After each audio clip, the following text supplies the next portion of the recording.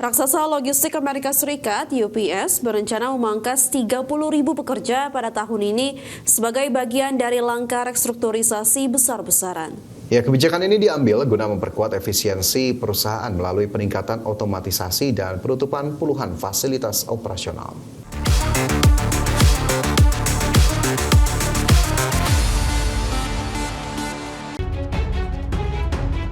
Perusahaan pengiriman paket UPS kembali mengumumkan pemutusan hubungan kerja massal yang menyasar 30.000 karyawan sepanjang tahun 2026. Langkah taktis ini menyusul aksi serupa pada tahun lalu, di mana perusahaan telah memangkas 48.000 pekerja baik di tingkat manajemen maupun operasional. Meski baru saja melaporkan kenaikan laba kuartalan, manajemen menegaskan pemangkasan tetap diperlukan untuk menjaga momentum pertumbuhan pendapatan di masa depan. Kepala Keuangan UPS, Brian Dykes, menyatakan bahwa upaya restrukturisasi sejauh ini telah berhasil menghemat biaya hingga 3,5 miliar dolar Amerika Serikat.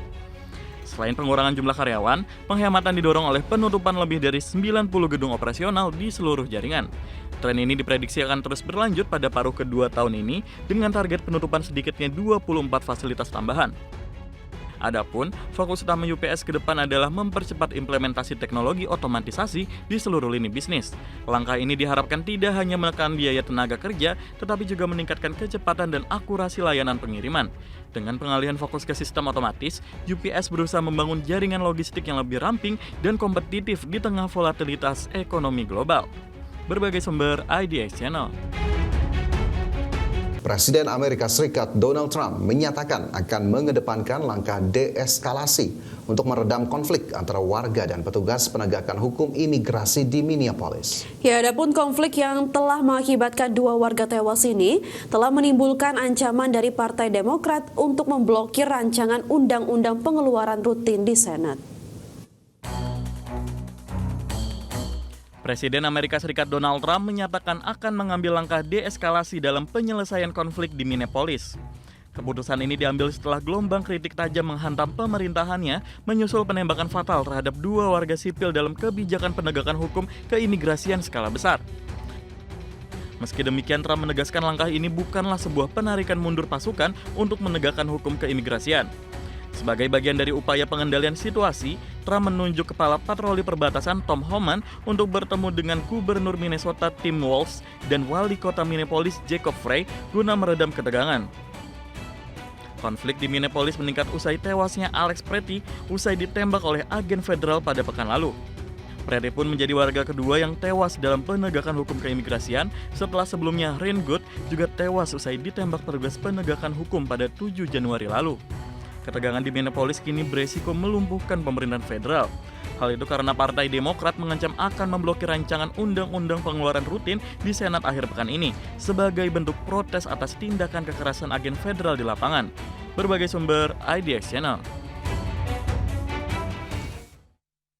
Pemirsa, Dewan Uni Eropa memberikan persetujuan akhir untuk melarang total impor gas pipa dan gas alam cair atau LNG asal Rusia ke kawasan tersebut.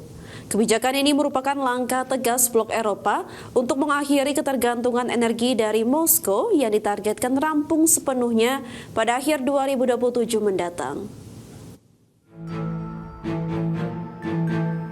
Uni Eropa resmi menetapkan tenggat waktu penghentian impor energi dari Rusia. Larangan total akan mulai berlaku pada Januari 2027 untuk komoditas LNG dan disusul penghentian gas pipa pada musim gugur 2027. Guna mencegah pelanggaran, otoritas nasional di setiap negara anggota wajib memverifikasi negara asal produksi gas sebelum diizinkan masuk ke kawasan Uni Eropa. Peraturan baru ini juga menetapkan sanksi berat bagi pihak yang melanggar dengan denda maksimal setidaknya 2,5 juta euro untuk individu serta 40 juta euro bagi korporasi. Selain itu, negara-negara anggota diwajibkan menyerahkan rencana diversifikasi nasional paling lambat Maret 2026 guna mengidentifikasi strategi penggantian pasokan gas Rusia secara berkelanjutan. Meski ketergantungan telah menurun tajam, gas Rusia tercatat masih menyumbang sekitar 13% dari total impor Uni Eropa pada tahun lalu. Kendati demikian, Komisi Eropa tetap memberikan pengecualian darurat di mana larangan dapat ditangguhkan sementara jika keamanan pasokan energi kawasan terancam serius.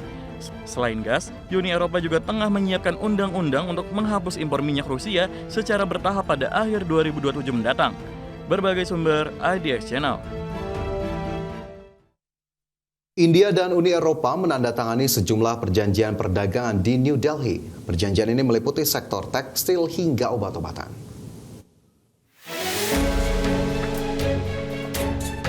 India dan Uni Eropa pada Selasa kemarin menandatangani beberapa perjanjian dan nota kesepahaman terkait hubungan perdagangan di New Delhi. Penandatanganan tersebut menjadi rangkaian kegiatan dalam kunjungan 3 hari Presiden Dewan Eropa Antonio Costa dan Presiden Komisi Eropa Ursula von der Leyen.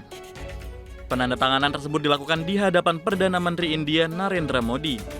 Ia pun menyebut penandatanganan ini menjadi contoh kemitraan antara dua pusat perekonomian dunia. Perjanjian ini meliputi sektor tekstil hingga obat-obatan, sekaligus memangkas biaya masuk tinggi untuk anggur dan mobil asal Eropa. Namun, implementasi perjanjian ini diperkirakan baru akan berlangsung dalam beberapa bulan ke depan. Uni Eropa pun optimis kesepakatan ini akan melipat gandakan ekspor ke India pada 2032 mendatang.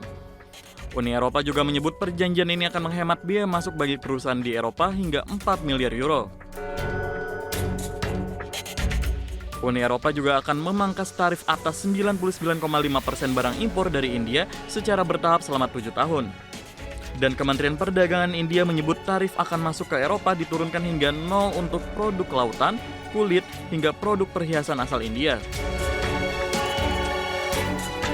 Berbagai sumber IDX Channel.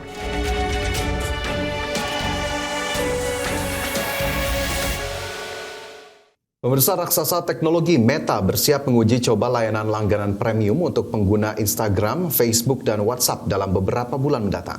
Langkah ini diambil guna memberikan akses fitur kecerdasan buatan atau AI yang lebih luas bagi pelanggan. Induk perusahaan Facebook dan Instagram, Meta, berencana meluncurkan opsi langganan baru untuk meningkatkan pengalaman pengguna melalui fitur AI mutakhir. Meski akan ada layanan berbayar, Meta memastikan akses ke layanan inti pada platform-platform miliknya akan tetap tersedia secara gratis bagi pengguna umum. Selain platform utama, Meta juga akan menguji coba sistem langganan pada aplikasi pembuatan video berbasis AI terbaru mereka bernama Vibes. Seiring rencana tersebut, Meta juga mulai menguji coba pembatasan jumlah tautan atau link yang dapat dibagikan oleh pengguna di wilayah Inggris dan Amerika Serikat. Pengguna yang ingin membagikan tautan dalam jumlah banyak nantinya akan diarahkan untuk berlangganan. Langkah ini dilakukan perusahaan untuk memetakan nilai tambah yang bersedia dibayar oleh pelanggan di masa depan.